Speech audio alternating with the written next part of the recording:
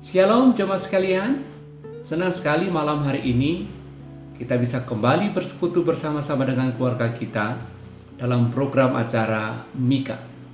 Suatu program kegiatan yang kita rancang secara khusus untuk merawat dan mempertumbuhkan iman keluarga kita, sehingga keluarga kita semakin berakar di dalam pengenalan akan Tuhan melalui firman-Nya, bertumbuh di dalam iman, dan menghasilkan perbuatan-perbuatan yang penuh kasih dan kekudusan. Di dalam perenungan pada malam hari ini, kita akan bersama-sama menggumuli teks firman Tuhan di dalam 2 Raja-Raja, pasal yang keempat ayat pertama sampai dengan yang ke-17.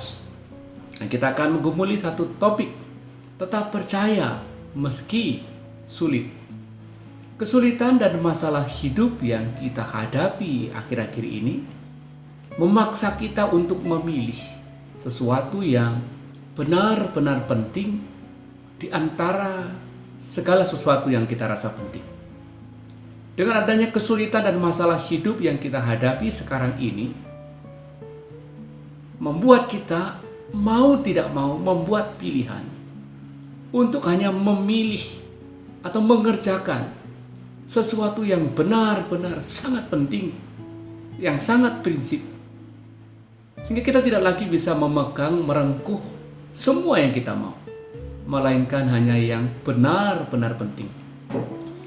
Misalkan saja pada suatu ketika kita sedang mengikuti sebuah tur ataupun perjalanan wisata dengan menaiki sebuah kapal pesiar yang begitu mewah.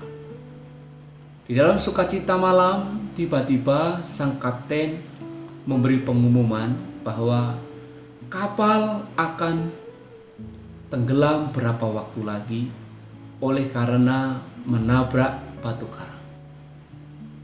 Setelah sang kapten itu mengumumkan pengumuman tersebut, berbagai macam keriuhan terjadi.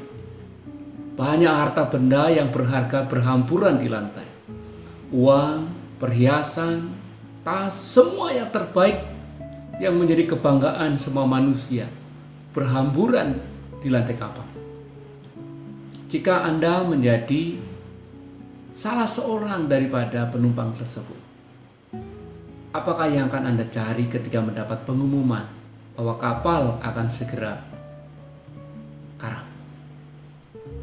Jika saya menjadi orang yang ada di dalam kapal tersebut, memang uang itu begitu penting. Harta benda yang berhamburan itu begitu penting. Tapi ketika krisis terjadi, perkara hidup dan mati terjadi, maka bagi saya yang paling penting adalah saya harus menemukan pelampung yang bisa membuat saya tetap hidup di tengah lautan itu. Saudara-saudara, kisah tentang minyak seorang janda dalam 2 Raja-Raja pasal yang keempat ayat yang pertama sampai dengan ke-7 mengajarkan kepada kita bahwa hal yang paling penting yang harus tetap kita miliki, hal yang paling penting yang harus tetap kita pilih ketika secara khusus kita sedang menghadapi kesulitan dan masalah hidup adalah tetap percaya kepada firman Tuhan meskipun itu terasa sulit. Siapakah si janda ini dan kesulitan apa yang sedang dihadapinya? Dari ayat 1 sampai dengan yang ketiga, setidaknya kita bisa mengidentifikasi 5 kesulitan daripada si janda ini. Yang pertama, ia adalah janda dari seorang nabi Tuhan. Dan dijelaskan nabi Tuhan itu memiliki kehidupan yang sangat takut akan Tuhan. Jadi si janda ini adalah janda seorang hamba Tuhan yang takut akan Tuhan. Sepeninggalannya dia meninggalkan 2 orang anak, dan ditinjau dari bentuk katanya, maka kedua orang anak yang sudah mulai beranjak dewasa ini berjenis kelamin laki-laki. Dia bukan hanya harus menanggung 2 orang anak, namun kondisinya juga semakin buruk karena dia terbelit hutang yang sudah jatuh tempo. Hutang yang sudah jatuh tempo itu membuat kedua orang anaknya itu akan diambil sebagai sita jaminan. Di dalam firman Tuhan tersebut dijelaskan bahwa anak tersebut akan diambil untuk dipekerjakan sebagai budak. Lalu di dalam ayat yang ketiga, ketika si janda ini berinteraksi dengan Elisa, kita juga tahu apa yang dia miliki.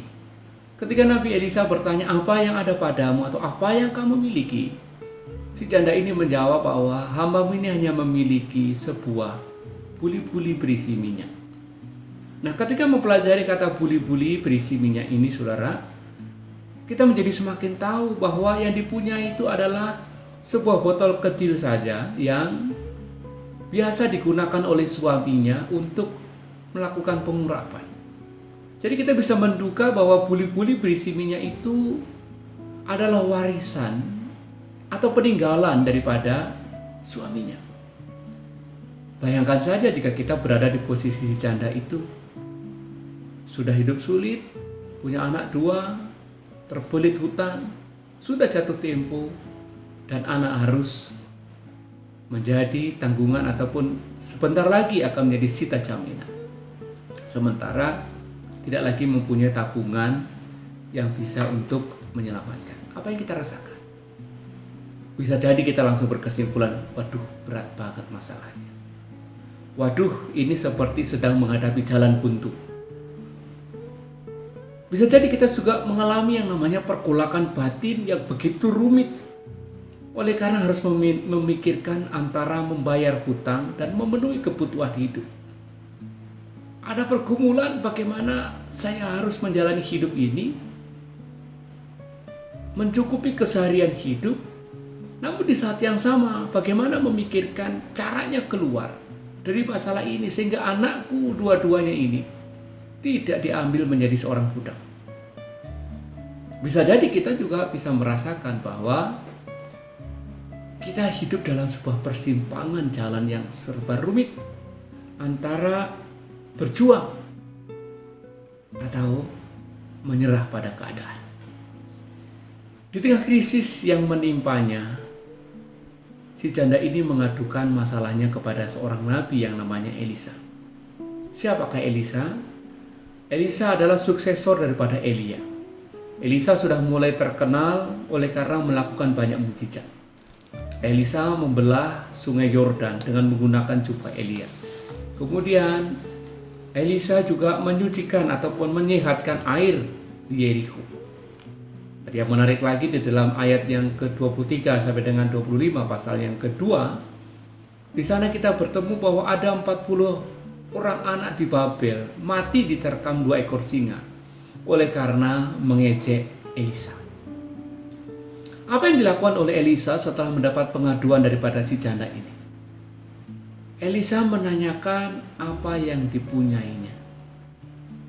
Setelah menanyakan apa yang dipunyainya, Elisa menyuruh pergi ke tetangga untuk mengumpulkan bejana-bejana kosong. Bahkan Nabi Elisa berkata, jangan terlalu sedikit. Jadi ada satu kontras, apa yang dimiliki hanya sebuah buli-buli. Kemudian si Elisa menyuruh mengumpulkan bejana. Nah, bejana ini merupakan satu tempat yang jauh lebih besar, berkali lipat besarnya dibanding dengan buli-buli ini. Lalu setelah terkumpulkan itu, Elisa menyuruh bahwa agar masuk ke dalam rumah, tutup pintu, menuang minyak dari buli-buli ke dalam bejana tersebut, dan setiap bejana yang penuh diangkat. Apakah yang terjadi? Apakah yang dilakukan oleh si janda ini setelah mendengar apa yang disampaikan oleh Elisa? Firman Tuhan mencatat bahwa si janda ini melakukan perintah Elisa dengan sungguh-sungguh. Dan ayat yang ke-5 sampai dengan ayat yang ke-6, kita menyaksikan bahwa si janda ini mengalami mukjizat Tuhan. Si janda ini memperoleh buah ketaatannya terhadap firman Tuhan. Bermula dari satu buli-buli dibawa kepada Elisa, mendengar firman Tuhan yang disampaikan melalui Elisa. Si janda ini fokus melakukan firman Tuhan dengan penuh ketaatan, pergi ke tetangganya kiri kanannya, menuang minyak seperti yang diperintahkan, sehingga minyak dari satu buli-buli berubah menjadi dalam banyak bejana.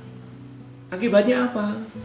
Akibatnya si janda ini bukan hanya hutang-hutangnya terselesaikan, bukan hanya anaknya terselamatkan daripada para penagih utang itu dan tidak lagi dijadikan budak.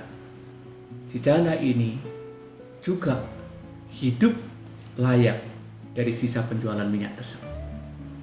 Nah, saudara-saudara, dari peristiwa ini kita bisa belajar untuk semakin mengenal siapa Tuhan yang kita sembah di dalam nama Tuhan Yesus Kristus. Yang pertama, ada kalanya Tuhan mengizinkan hamba-hambanya.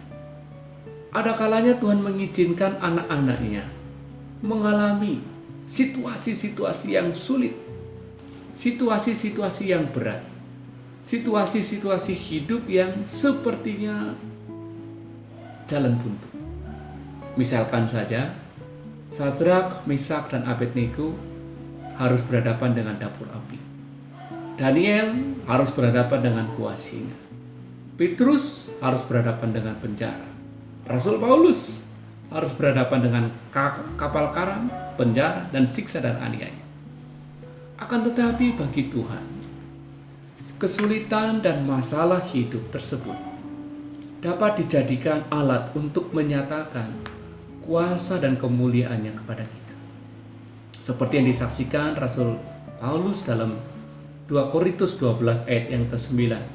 Tetapi jawab Tuhan kepadaku, cukuplah kasih karuniaku bagimu, sebab justru dalam kelemahanlah kuasaku menjadi sempurna. Jadi Tuhan mengizinkan kita semua mengalami situasi seperti sekarang ini, karena Tuhan ingin menunjukkan kuasa dan kasih-Nya atas kita. Maukah kita membuka peluang? Maukah kita memberi kesempatan kepada Tuhan untuk menyatakan kuasa-Nya atas kita? Maukah kita memberikan kesempatan kepada Tuhan Yesus Kristus untuk menyatakan kasih dan kuasa-Nya yang dahsyat itu kepada kita di tengah situasi yang sulit ini? Yang kedua, kita belajar bahwa Tuhan memiliki waktu dan cara kerja sendiri di dalam memberi pertolongan dan kelepasan kepada kita. Tuhan adalah Tuhan yang independen, yang tidak bisa kita atur, yang tidak bisa kita tentukan kapan harus bekerja dan kapan harus menolong kita. Tuhan memiliki caranya sendiri, Tuhan memiliki waktunya sendiri, dan waktu dan cara kerja Tuhan bukanlah satu waktu dan cara kerja baku seperti yang kita pikirkan. Misalkan saja, kepada orang muda yang sudah 38 tahun sakit di kolam Bethesda, Tuhan Yesus hanya cukup berfirman, bangunlah, angkatlah tilammu, dan berjalanlah. Maka sembuhlah ia. Kepada seorang anak muda berusia 12 tahun yang mati, Tuhan Yesus cukup berkata, talitakum, yang berarti, hai anak, aku berkata kepadamu, bangunlah. Maka anak itu bangun.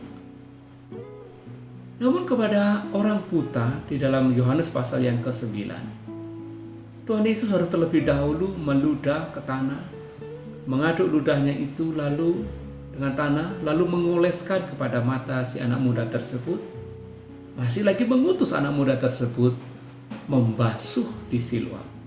Baru setelah anak muda tersebut membasuh di Siloam, dia baru bisa melihat. Begitu pula dengan orang buta di Betsaida. Yesus harus membawa orang muda tersebut keluar kota, lalu meludahinya, bahkan meletakkan tangannya hingga 2 kali. Baru orang muda tersebut dapat benar-benar melihat. Tuhan memiliki waktu dan cara kerjanya sendiri di dalam menolong dan memberi kelepasan kepada kita. Oleh karena itu, bersabarlah. Nantikanlah waktu Tuhan dan izinkan Tuhan bekerja dengan caranya sendiri. Cara Tuhan menolong kita melampaui apa yang dapat kita pikirkan. Cara Tuhan menolong kita bisa jadi seperti yang dialami oleh si janda ini. Sepertinya sangat mustahil. Tapi bagi Tuhan tidak ada yang mustahil. Yang ketiga, kita bisa mengenal bahwa di dalam menolong dan memberi kelepasan, Tuhan selalu meminta peran aktif dari umatnya, yaitu dengan mempercayai firman-Nya. Tuhan mau setiap umatnya bertindak seturut firman-Nya. Minyak si janda ini hanya akan tetap satu buli-buli jika ia tidak pergi ke tetangganya untuk meminta bejana kosong. Namun minyak itu menjadi banyak, bahkan berlimpah-limpah, menjadi banyak bejana. Oleh karena si janda ini mau melakukan firman yang disampaikan Tuhan melalui Elisa, yaitu pergi ke tetangganya meminta bejana-bejana kosong. Jadi Tuhan selalu melibatkan kita semua, melibatkan kita untuk terlibat secara aktif bersama dengan Dia. Coba sekalian, bisa jadi kondisi kita hari ini, keadaan kita hari ini, situasi hidup yang kita hadapi hari ini tidak jauh beda dengan apa yang dialami oleh si janda ini. Di satu sisi kita sudah berusaha hidup takut akan Tuhan. Kita sudah berusaha hidup cinta Tuhan. Kita sudah berusaha hidup seturut firman Tuhan. Namun kita masih harus menghadapi situasi yang sulit. Kita harus menghadapi masalah dan kesulitan yang datang kepada kita silih berganti. Usaha kita sepertinya mandek. Usaha ikhtiar kita seperti tidak menemukan jalan keluar. Kita diperhadapkan pada pilihan-pilihan hidup yang sulit dan dilematis. Kisah tentang minyak seorang janda ini mengajar kita untuk tetap percaya kepada firman Tuhan meskipun sulit. Mengapa demikian? Sebab Tuhan yang kita sembah di dalam nama Tuhan Yesus Kristus adalah Tuhan yang terus aktif bekerja menolong kita. Adalah Tuhan yang selalu aktif bekerja, mengusahakan dan mengupayakan yang terbaik bagi kita. Bahkan ketika kita merasa hidup kita sudah terlalu buruk, Tuhan Yesus Kristus terus bekerja di dalam keburukan tersebut untuk mendatangkan kebaikan bagi setiap kita. Demikianlah yang disaksikan Roma pasal 8 ayat 28. Allah turut bekerja dalam segala sesuatu untuk mendatangkan kebaikan bagi kita. Oleh sebab itu, marilah kita memegang janji firman Tuhan. Seperti di dalam 2 Petrus pasal yang ketiga ayat yang ke-9 berkata, Tuhan tidak lalai menepati janjinya. Setiap janji firman Tuhan pasti digenapi. Oleh karena itu saudara-saudara, di tengah situasi yang sulit yang seperti kita hadapi hari ini, belajar dari minyak seorang janda, marilah kita tetap percaya kepada firman Tuhan. Taat melakukan firman Tuhan. Meskipun itu terasa sangat sulit dan mustahil untuk kita hadapi. Mengapa demikian? Karena kepercayaan kita kepada firman Tuhan akan terlihat secara aktif terlihat secara nyata di dalam perbuatan kita. Seperti dalam Yakobus pasal 1 ayat 18 berkata, iman tanpa perbuatan pada hakikatnya adalah mati. Jumlah bejana kosong yang dikumpulkan oleh si janda menunjukkan iman, ketaatan, dan ketundukannya kepada firman dan janji Tuhan. Dan minyak dalam buli-buli itu berhenti mengalir ketika tidak ada lagi bejana kosong. Minyak dalam buli-buli itu berhenti mengalir sesuai dengan tindakan iman daripada si janda itu. Oleh sebab itu, jangan pernah batasi kuasa Tuhan oleh karena keraguan yang kita miliki. Jangan pernah batasi kuasa Tuhan dengan kekhawatiran dan logika kita. Sebab Tuhan sanggup melakukan lebih banyak daripada apa yang kita dapat doakan dan pikirkan. Seperti kesaksian dari Efesus pasal yang ketiga ayat 20 sampai dengan 21. Oleh sebab itu, tetaplah percaya kepada firman Tuhan. Tetaplah pegang teguh janji firman Tuhan. Tetaplah bertindak di dalam iman sesuai dengan firman Tuhan. meskipun itu terasa sangat mustahil untuk dapat kita lakukan. Sebab di dalam ketaatan kita melakukan firman Tuhan, ada mujizat besar menanti kita. Bersama-sama dengan keluarga, mari kita diskusikan tentang kesulitan apa yang sedang kita hadapi. Masalah apa yang sedang kita hadapi hari ini. Lalu bawalah masalah itu kepada Tuhan di dalam doa bersama dan temukan firman Tuhan terhadap masalah tersebut. Temukan janji-janji Tuhan terhadap masalah tersebut. Lalu buatlah rencana kegiatan untuk melakukan firman itu. Dan percayalah, ketika kita bertindak berdasarkan firman Tuhan, maka kita akan menyaksikan mujizat besar terjadi dalam kehidupan kita. Kiranya Tuhan memberkati kita dan tetap semangat.